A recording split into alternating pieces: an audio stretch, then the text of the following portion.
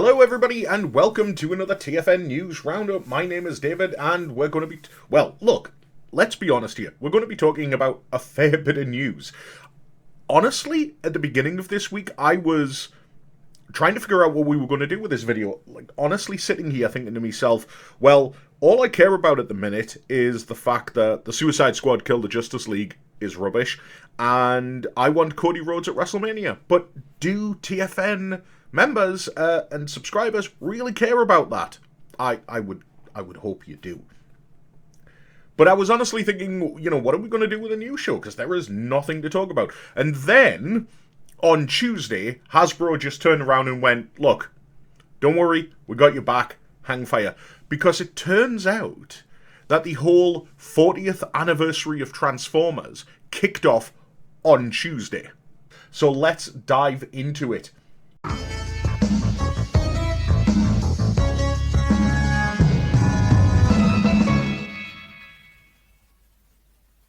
So why don't we start with the new figure that got unveiled? Here we go, Transformers Legends United Sandstorm.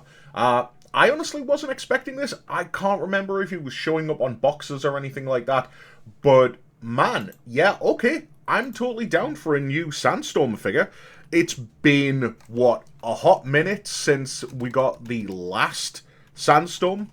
I mean, if you think about it, the last main one that we got, that I can think of at least, was the Thrilling 30 Springer repaint, which, yeah, I mean, that's an excellent toy, don't get me wrong, I'm all for that, but that toy was released, what, a decade ago? So this is really, you know, the last... it's been a decade since we had our last Sunstorm.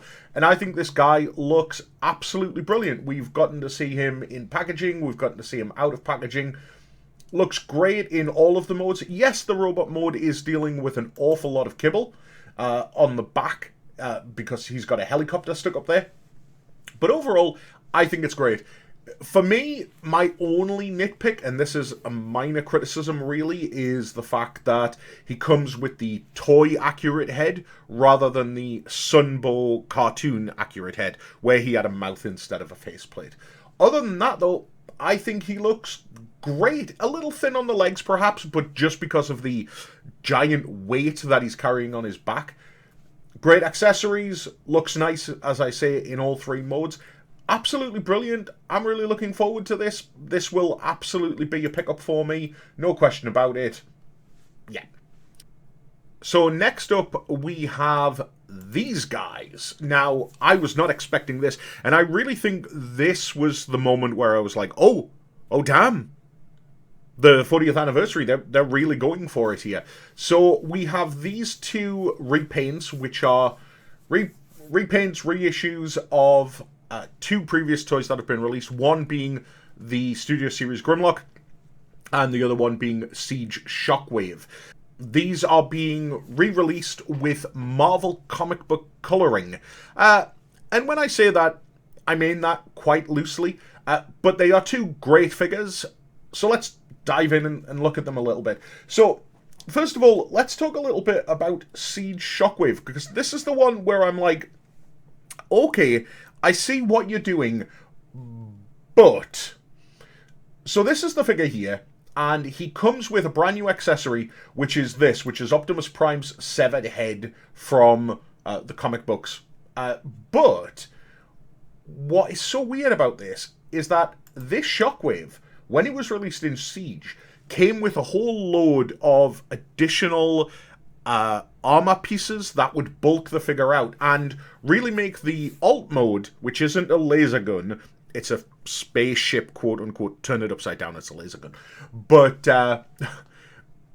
but they gave him a whole load of additional bits. Those bits are missing, so it's kind of like they've in one sense taken away in order to give you this new Optimus Prime at a decent price point. Now, what I will say right off the bat is, I think this looks nice, but this is where I think things fall down a little bit, because if you look at this, I just don't think the colouring is right on him.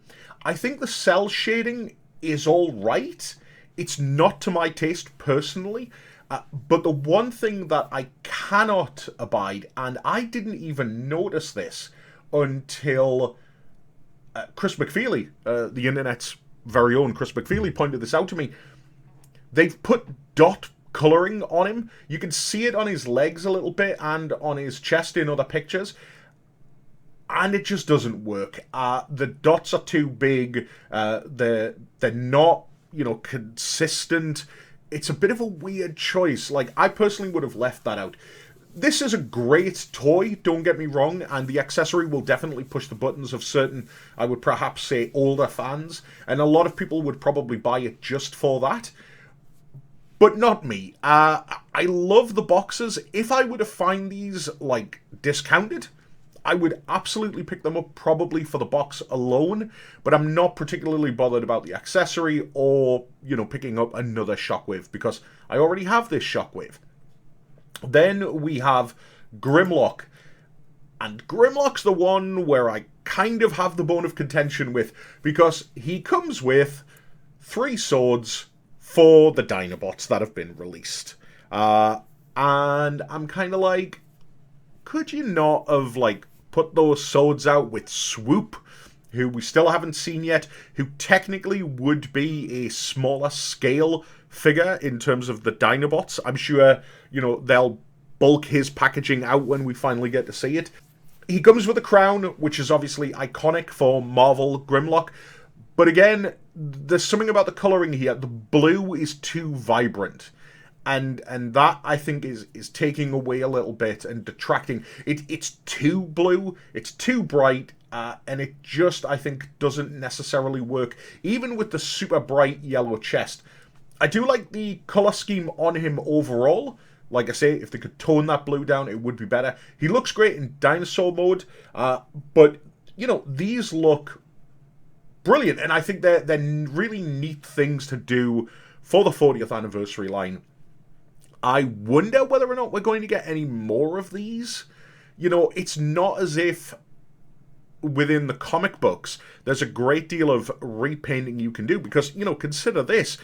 Really, after Dreamwave, all of the comics that we had, which in fairness is sort of like IDW, they were all based on sort of new updated designs, and those designs didn't necessarily and very rarely transferred into toy form.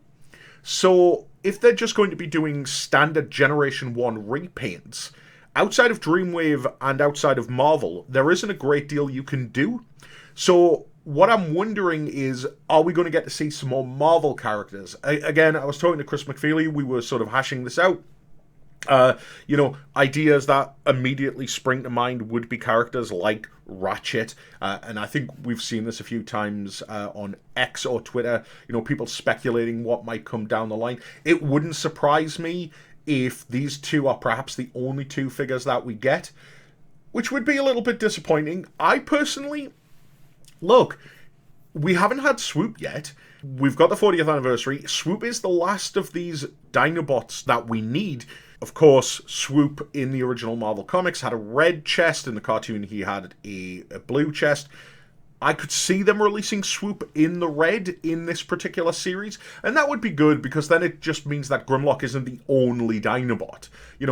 Call him Dive Bomb, for all I care. But yeah, I think these look really, really nice. I really love the fact that they're leaning into the 40th anniversary, and they're leaning into the Marvel comic books as kind of like a kickoff. It's not just cartoons all of the time. Really cool. Again, not for me, but I can certainly see people being very, very happy with them.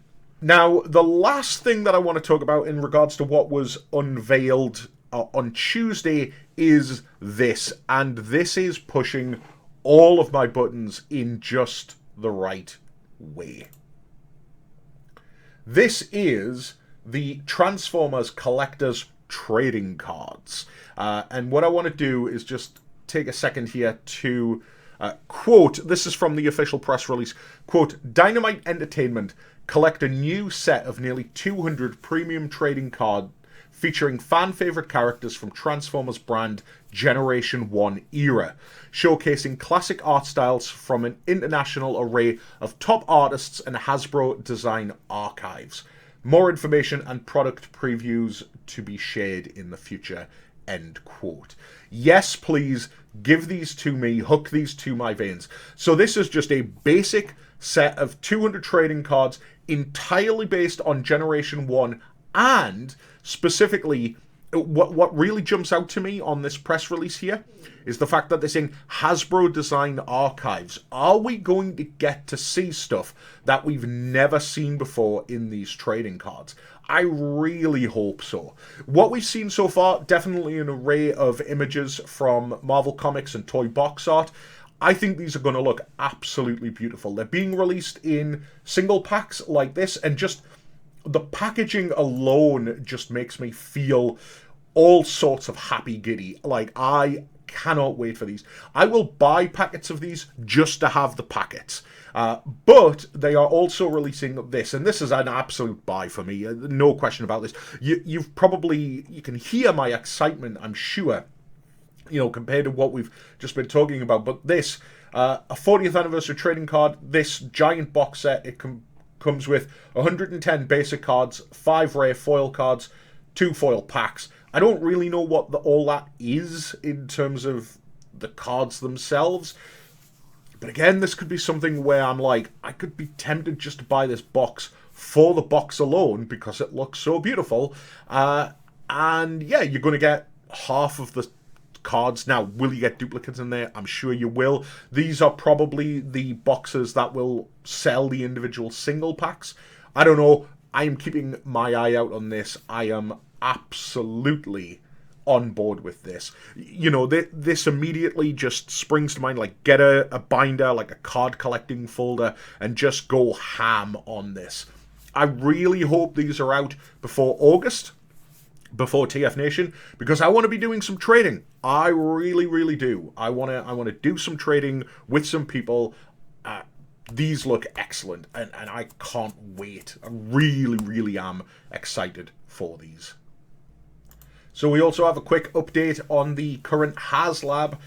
As of the time of making this video, which is Thursday morning, we're at 8,323 backers for the targeted 10,000. And what? This has been out for less than a week now. I mean, there's no question whatsoever this is getting funded. I wouldn't expect there to be any issues in regards to the tiers either. You know, what you tend to find with these things is that they tend to pick up steam towards the end.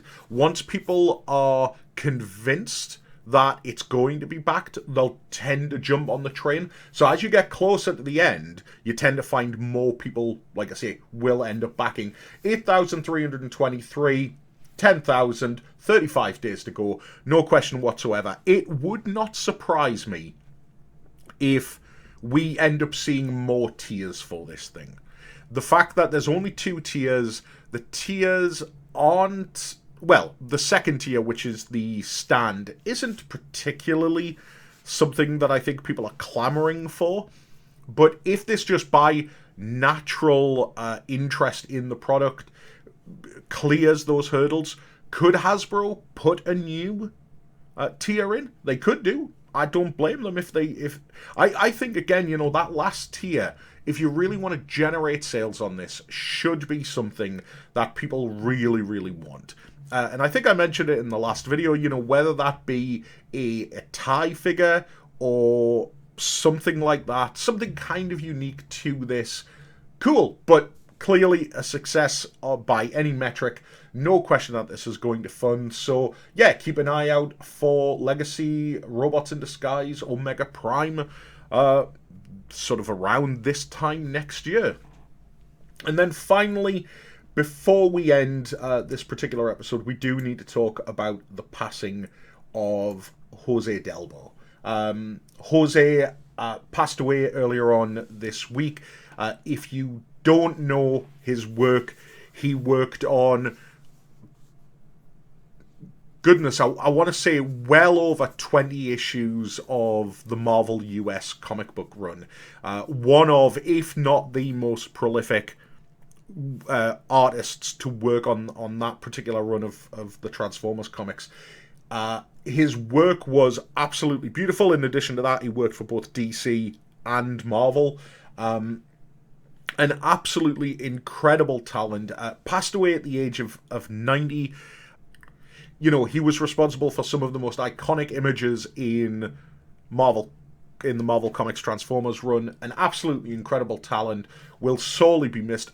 One of those creators who, you know, as time goes on, you think to yourself, man, I really wish I'd had the chance to meet him. And just say thank you. You know, thank you for all the work that you did, because you were so prolific on those Marvel US books. Sorely missed, and obviously thoughts go out to his family. And that's really going to do it for this week's episode. A lot to get through. I've tried to keep this as short as humanly possible. I hope you don't mind. Sometimes it might be something where we do a deep dive, but on a day like today, you know, where there's a lot of product to be put out and stuff, we'll just skim through it. I will be, hopefully, in the next couple of weeks, looking to do a bit more of a deep dive and a personal thoughts on some other things that are coming down the pipeline for Transformers with their 40th anniversary. You know, hopes, expectations, things like that. But we'll keep that for now until we have a bit more of a quiet week. In the meantime, tell me, what are you excited for? Put it down in the comments. Are any of these a pickup for you? Are any of these a miss for you? I'd look forward to hearing what you have to say. Take care, everybody. See you next time. Bye for now.